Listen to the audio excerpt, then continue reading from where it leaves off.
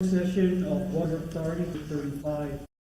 Today's discussion, members present in the CCU conference room are Commissioner Martinez. Attending virtually is Commissioner Mike Menchaco. Therefore, there is a quorum present. Can begin. Okay, Miguel, we have this decision. Thank you, Mr. Chair. The first issue for decision is 09 FY22. This is regarding authorizing GWA to issue an invitation for bid for insurance services, property, general liability, D&O, and other insurance services. So, as you know, we've had policies in place. They expire on May 1st. We are seeking board's permission to issue an invitation to bid and also to petition the Public Utilities Commission for approval under the contract review protocol. Based on our recent premiums, it is likely for a multi-year contract, $1 million, which is the threshold for the contract review protocol. So we are in the process of putting together the procurement documents, but before we can issue them, because this will exceed $1 million, we need the board's approval and the PUC's approval. As I mentioned, our policies are expiring on May 1st, so time is short for us to get this out and make sure that there is no lapse in coverage. The bid package is being prepared with the assistance of the risk manager that GWA procured through RFP 2021-04, and I've already gone through one draft, and we're getting close to finalizing those documents. So we will have draft documents available.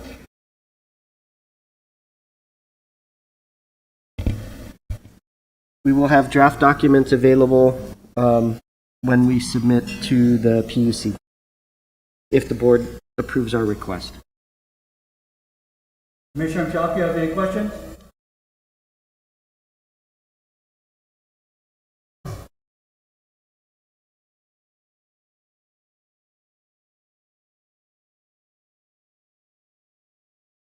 So this, just to summarize the existing insurance policies for GWA's property, general liability, D&O, and other insurance will expire on May 1st.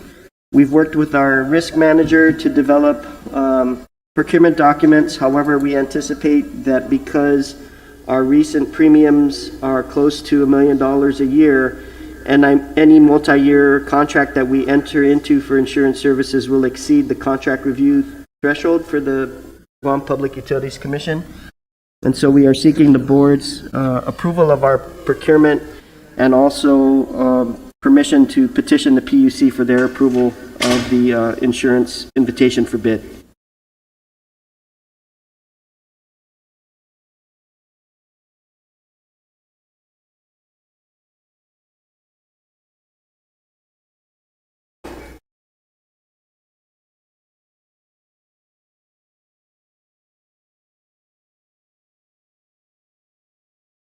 It's going to be tight, but we believe we have sufficient time to handle your typical procurement with a moderate number of requests for information from the prospective bidders.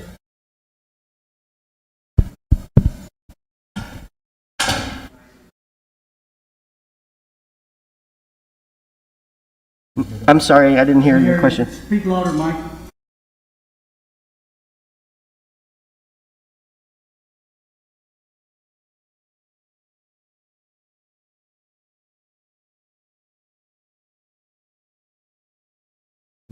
He's asking, I think, why we weren't able to start sooner so that we gave ourselves adequate time. I think we were working on getting the risk manager in place, and that kind of ate up some of our time, but it was required in order for us to prepare the package effectively.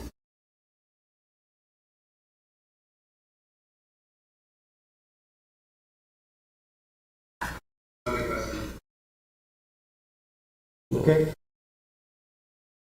Anything further on that? No other Martinez? I just wanted, Miguel, the one on the automobile, that's also including all your heavy equipment and trucks and... Yes, sir.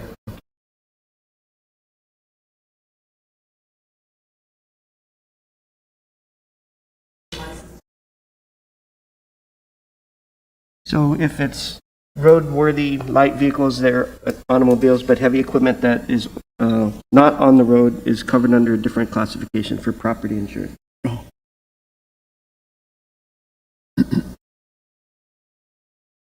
Anything further? Okay, no, I'm good. The next, just to clarify on the agenda, 2.1, there's a joint resolution. GPA will make that resolution and then we're, yeah. So 2.3, we were hoping to have this ready for the board. It may not be, it's not going to be ready till next month, so we're asking to table that. Yeah. 2.4 is Resolution 11-FY 2022, and this is relative to approval for additional funding to our existing contract for tank repair and bypass, and this is a court order project. The board will recall with Resolution 10 FY 2020, we awarded a contract to AIC International for tank repair and bypass work. That procurement was set up with base bid items based on our available funding at the time, and then additive bid items for additional repair work that is required in order for us to complete the 2011 court order requirements for tank repair and rehabilitation. The initial award was for all of the base bid work and a couple of additive bid items.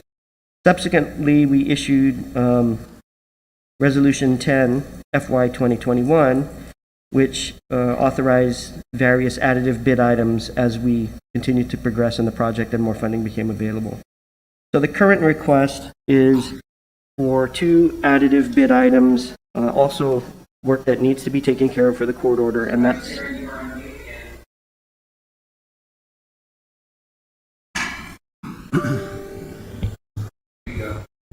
Can you hear now? Oh, man.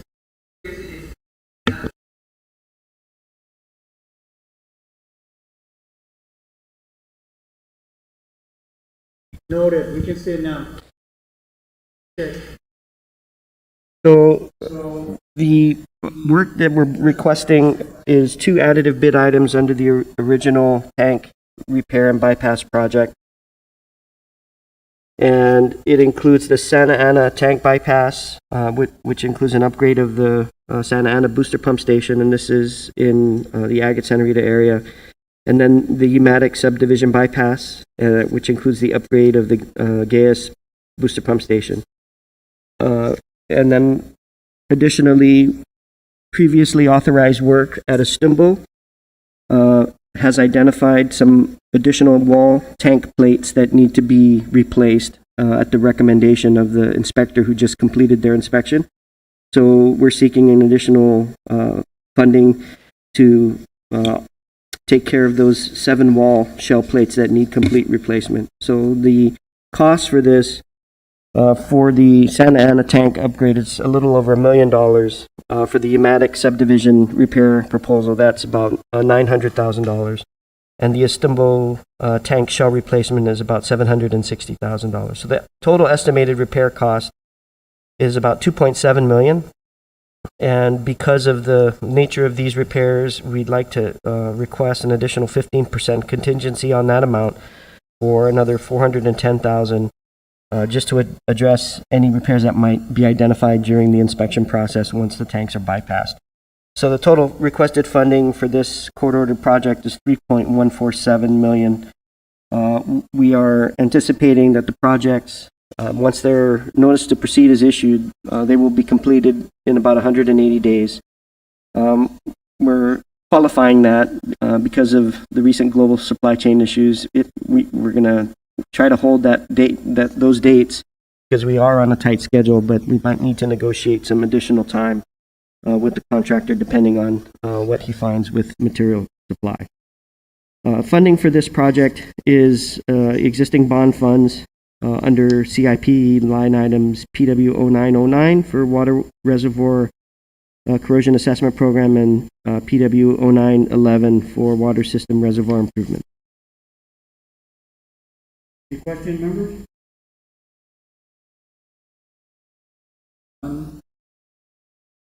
Right, next. The next issue for decision is Resolution 12 FY 2022.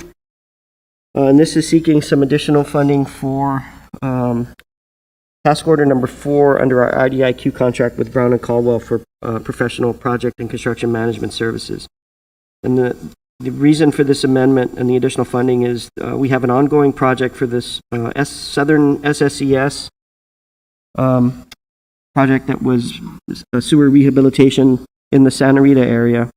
Because of some issues with sewer lines that were crossing existing wetlands, it required the installation of a new pump station and additional force main. This work has been ongoing. However, the Historic Preservation Officer has raised concerns about the installation of the force main, which requires additional archaeological monitoring. So the total cost for the archaeological monitoring is about an additional $18,000. We do have $3,000 credit in unused project funds under this contract, and so the amount that's being requested is an additional $15,000 for this work that has been identified by the SHPO. However, we are concerned that there will be additional issues identified, and so we're asking for $50,000, not to exceed amount, additional $50,000 to address any issues that come up during the remainder of the construction.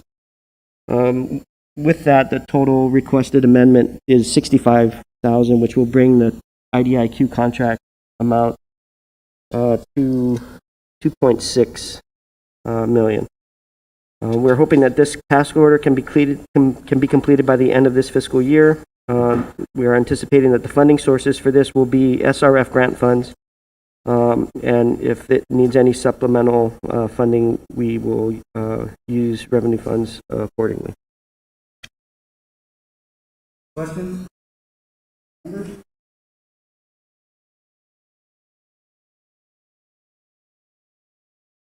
Okay. Bill, or you want to wait for Tuesday? No, we can go through the GM report quickly, sir.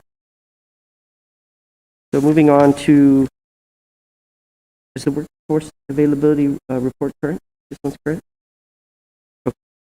So starting with our workforce availability report, we are currently at 86.2% healthy reporting for duty at the work site. We have, I think, about 11 people out right now with COVID. And our total vaccination status as of February is 94% fully vaccinated and 6% unvaccinated. When they're confirmed positive, do you start annual leave or sick leave?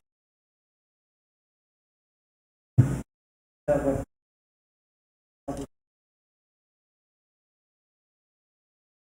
Policy.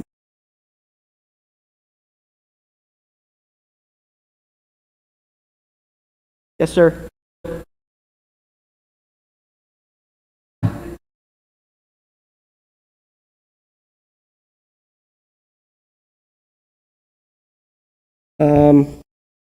I want to say about three or four are unvaccinated and the rest are vaccinated.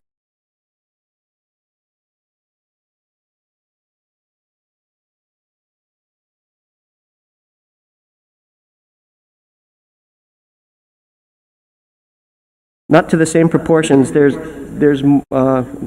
percentage-wise, there's more unvaccinated.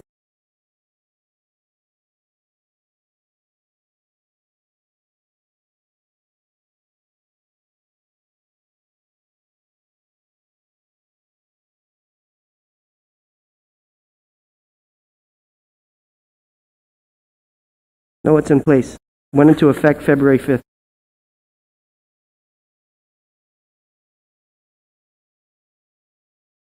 Yes, That's correct.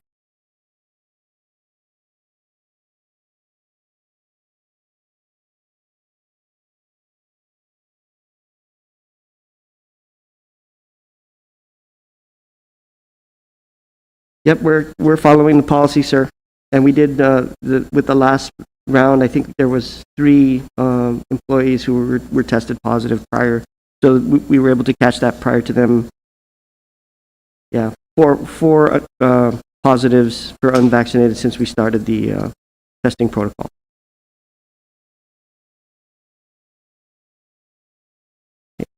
Moving on to the operations update for production in January.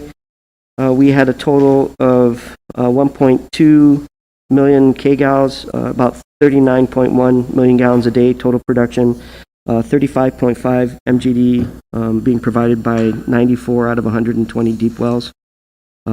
Spring production was about 0.4 MGD, Ugam steady at 2.1 MGD, and then Tumon Maui at about 1 million gallons a day.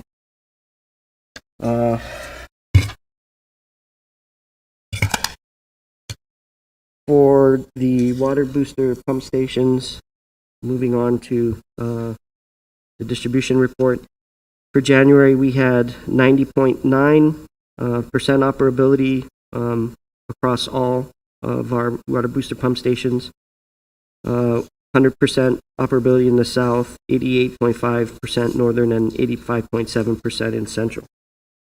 Reservoir levels stayed fairly constant between 40 and 50% on average, which is right where we need it. No major issues to report for January. On the wastewater collection side, total pump station operability across the 78 pump stations is about 86.7%. Central at 90%, southern at 86.4%, and northern at 82.7%. So a slight drop. We're still working to try and improve our performance there. For CCTV inspection and sewer cleaning for the month of January, we're slightly below our target of 5 miles at 3.49 actual miles this month, mostly focused in the north. For wastewater treatment, for January, we disposed of about 691,000 pounds of sludge at a cost of $62,000.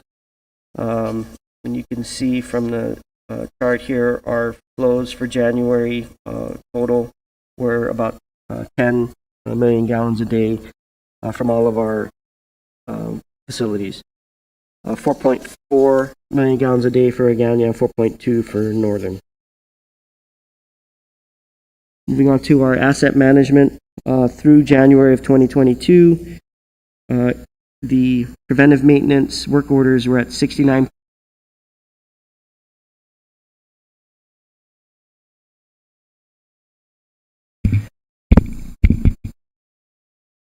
that better? Okay. For asset management, preventive maintenance was 69% of total work orders and corrective maintenance 31%. In terms of completion, 91% of the preventive maintenance work orders have been completed and 97% of the corrective maintenance work orders have been completed. In terms of leak repair versus other equipment repairs, the equipment repairs at 45% of all corrective maintenance work orders and leak repairs 55% of all corrective maintenance work orders. And in terms of completion, the leak repairs 98% complete and the equipment corrective maintenance 97% complete. Just to give you an update on our One Guam initiative, we had an inspection on January 19th. DOD inspected, no issues to report. GWA did make a request to replace some of the equipment for chlorine analyzer and to remove the original DOD chlorine analyzer. This will allow us to perform maintenance without shutting down the well. Our current lease is expiring in May of this year, and in our conversations with DOD, they are looking to give us a longer term lease instead of going annually. So making progress there. We still don't have any movement on the intertie with Anderson Air Force Base at the Santa Rosa reservoirs, but we are talking about easements and access fencing once we can get these issues resolved. We are still, this holdup is on my part, I just haven't had the time to put into this, but we're still working on the water and wastewater sales exchange with the military. And so we have their information, and I just need to go through it and get with the CFO so we can provide comments back to them. On the OEA grant-funded projects, we're making good progress. We're about 89% complete, I believe, with Northern District, and the Wells project is moving forward. Drilling is complete at NCS and Radio Barragata. We are working on one rehab well right now, and we're finishing out the 2 wells that were drilled at NCS. So once they're done with that, they'll move to the next site. I'll keep you updated on that. We have a couple of property transfers that are still pending, and a lease of our property for a DoD coral reef mitigation. I think we're just about done and ready to sign off on that. We'll be getting that to the military this week. Moving on to the court order summary, we've... Go on number 8, explain the public health water system. Oh, so this is COVID-19 surveillance that we're doing using wastewater samples that are collected at the influent to the wastewater treatment plants. We use this successfully to predict outbreaks. We saw it in the wastewater before we started to see it in the public health facilities. So this was a pilot system that we partnered with public health and other agencies to implement very early on in the pandemic. And we've wanted to continue it, and we are set up to support this effort moving forward on a continuous basis. We've had the equipment, I guess. We were waiting for public health to procure the equipment. I think it's on island now. So we're planning to start that back up. Let's run through them and not... EPA has involvement, but it's primarily run through public health. They're the ones that are applied to procure the equipment. So a sample is taken, then given to who to run? We run it. Oh, we run it. Interesting. And then it gets joined to the national use our database. We're using our lab personnel to run it, yeah.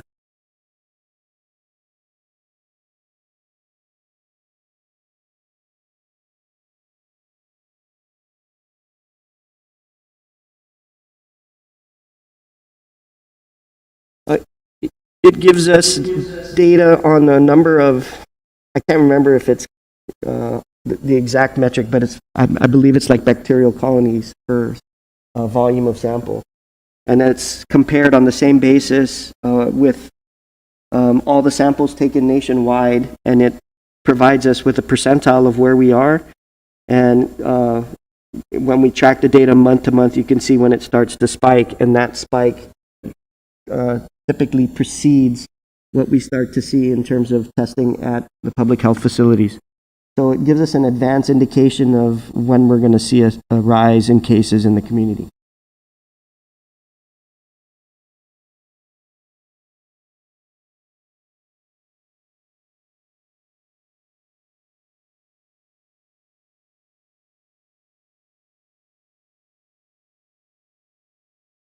Correct. And we were only sampling it when we did this pilot project. We were only sampling at the Hagåtña and the Northern District, and I think the Northern District plan is the one that showed most of the dramatic rise in cases. Sure, Paul, go ahead.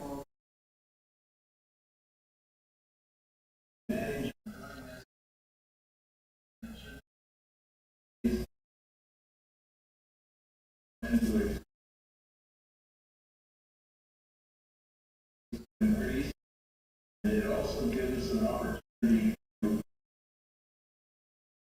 locate, narrow down the areas where the greater concentration is desired. We cannot work on. And locates this along the services. Miguel said it's a joint effort with the GWA. The reason that it's the GWA, nobody else really wants to handle it. Nobody else is. It'll be the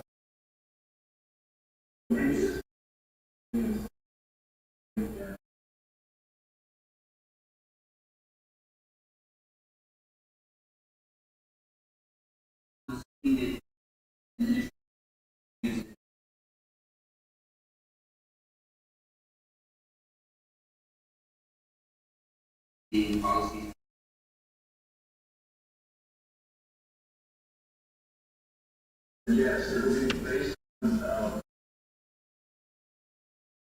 the results, as well as will be given to the governor. It's intended to be a totally everybody that has to make decisions on any problem, they are sure.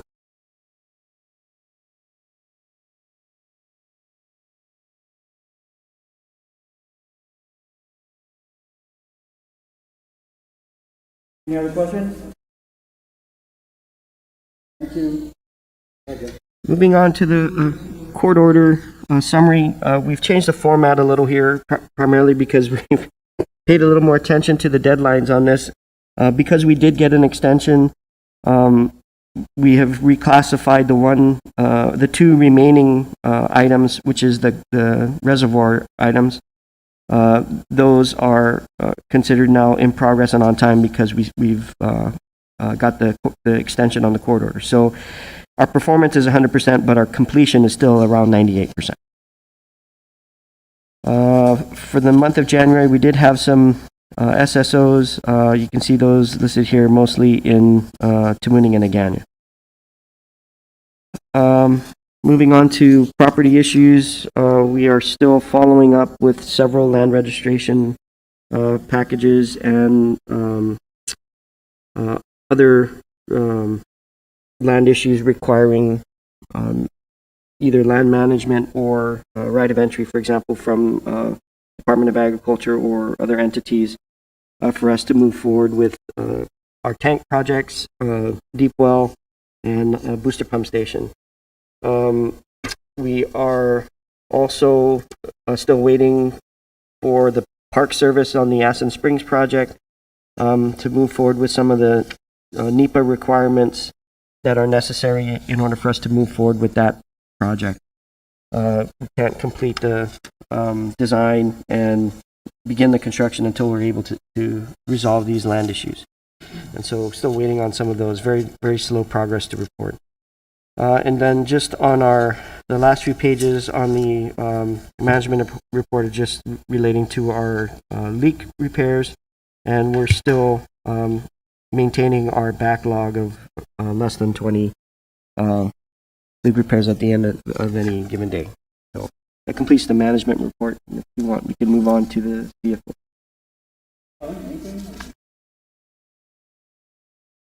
Good morning.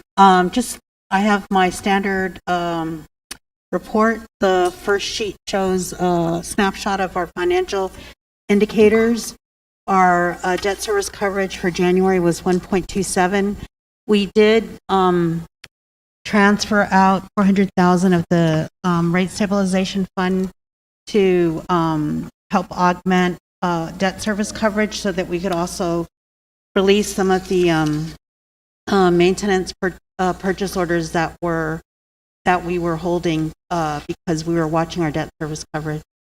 Because of that, our days cash on hand also increased about 16 days to 265. Our collection ratio is 91% for the year.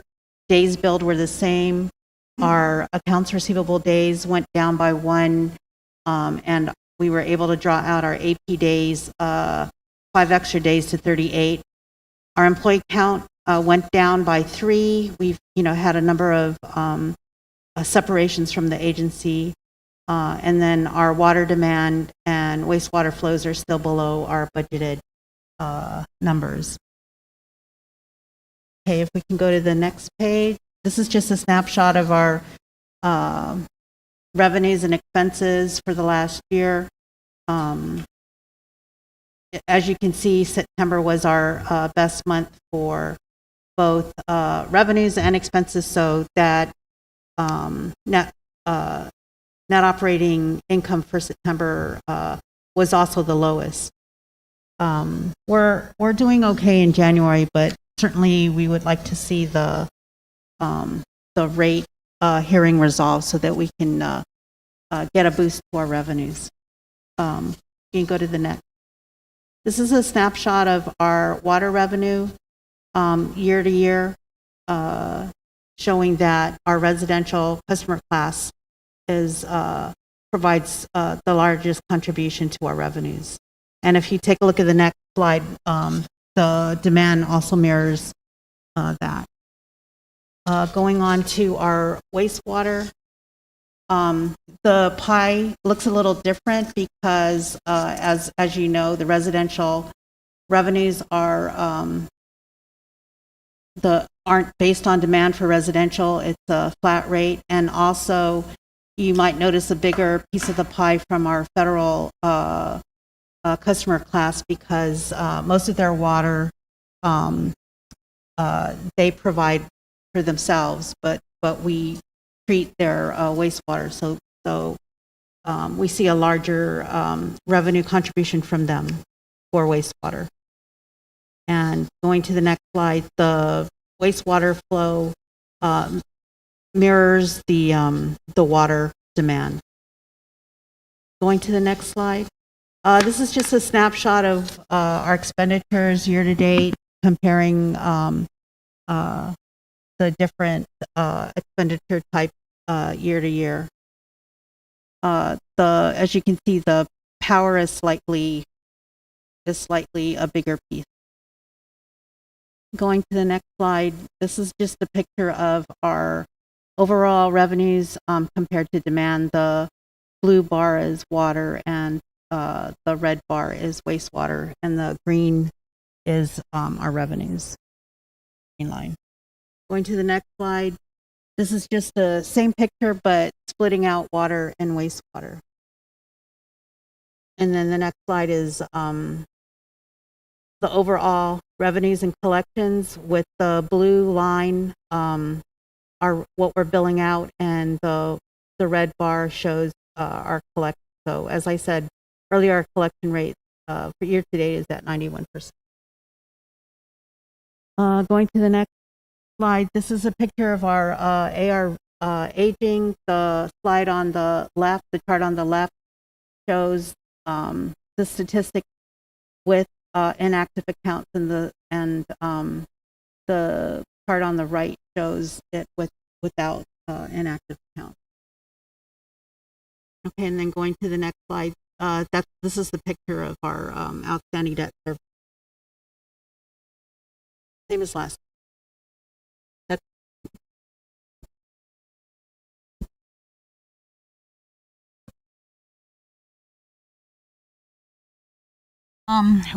Actually, we just sent an email to them. They made a payment, but it was for 1 month. I think they're something like 3 months behind. We also gave them a chart that shows where there might be some possible leaks at a number of schools. And, is my understanding in conversations with the deputy of finance that they were looking at ways to reduce, their use of the leak. So hopefully they'll be able to use that to kind of target where they can address some of those activities. There's quite a number of schools that appear to have.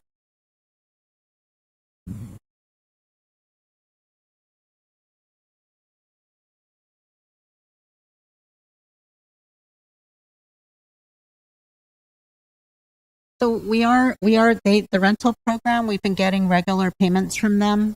The the homeowner program just kicked off, so we're hoping to see payments from that soon. And then they've also applied for the LEWAP, and that's not as big a piece of. There's not a lot of revenue for that, but we're hoping that that might also be able to help some people. Yes. So there's at least 3 different programs that we're working with DOA on, and